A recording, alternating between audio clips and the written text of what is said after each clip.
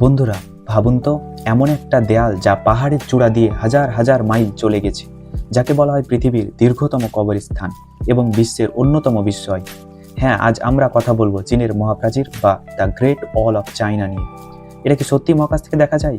কেন এই বিশাল দেয়াল তৈরি করা হয়েছিল? আজ আমরা এই ভিডিওতে চীনের মহাপ্রাচীরের সমস্ত গোপন রহস্য এবং স্থাপত্যের বিষয়গুলো উন্মোচন করব। চলুন শুরু করা যাক। অনেকেরই ধারণা এই দেয়ালটি একবারে একজন রাজা তৈরি করেছিলেন, কিন্তু আসলে এটি কোনো একক দেয়াল নয়। এটি মূলত অনেকগুলো ছোট ছোট দেয়ালের সমষ্টি। খ্রিস্টপূর্ব 7ম শতাব্দীতে চীনের বিভিন্ন ছোট ছোট রাজ্যগুলো নিজেদের রক্ষার জন্য আলাদা আলাদা দেয়াল তৈরি করেছিল।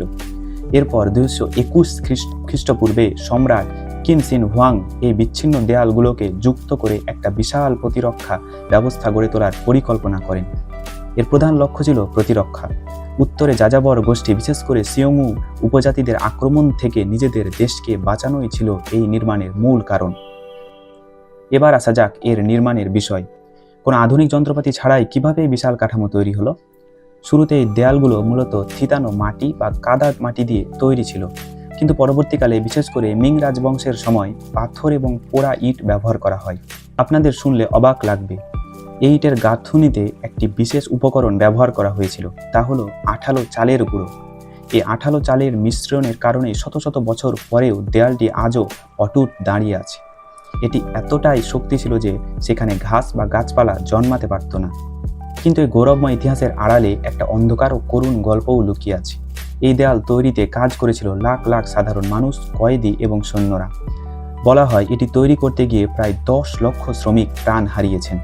অনেক লোককাহিনী অনুযায়ী যারা কাজ করতে করতে মারা যেতেন তাদের মৃতদেহ এই দেয়ালের ভেতরেই কবর দেয়া হতো।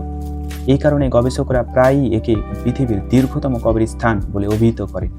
এটি যেমন মানুষের ক্ষমতার প্রতীক, তেমনই এটি সীমাহীন ত্যাগের এক ট্র্যাজেডিও। এবার মহাপ্রাচীর নিয়ে প্রচলিত কিছু ভুল ধারণা বা মিথ পরিষ্কার করা যাক। অনেকে বলেন গ্রেট ওয়াল মহাকাশ থেকে খালি চোখে দেখা যায়। আসলে এটি একটি ভুল ধারণা। নাসার মহাকাশচারীরা নিশ্চিত করেছেন যে বিশেষ লেন্স ছাড়া খালি চোখে মহাকাশ থেকে এটি দেখা প্রায় অসম্ভব।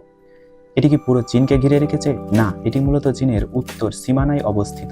এর আনুষ্ঠানিক দৈর্ঘ্য প্রায় 21,196 কিলোমিটার, যা পুরো পৃথিবীর অর্ধেকটা ঘুরে আসার সমান।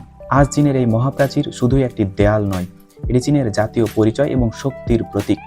1987 সালে এটি ইউনেস্কো ওয়ার্ল্ড হেরিটেজ সাইট হিসেবে স্বীকৃতি পায়। বর্তমানে প্রাকৃতিক দুর্যোগ ও মানুষের অবহেলার কারণে দেয়ালের অনেক অংশ ধ্বংস হয়ে গেছে, তবে বাদালিং এবং মুতিয়ানু এর মতো অংশগুলো আজও পর্যটকদের আকর্ষণের কেন্দ্রবিন্দু।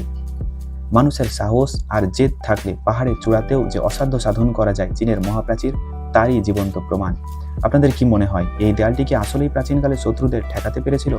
আমাদের কমেন্টে জানান। ভিডিওটি ভালো লাগলে সাবস্ক্রাইব করতে ভুলবেন না। দেখা হবে পরবর্তী ভিডিওতে। ভালো থাকুন, সুস্থ থাকুন। ধন্যবাদ।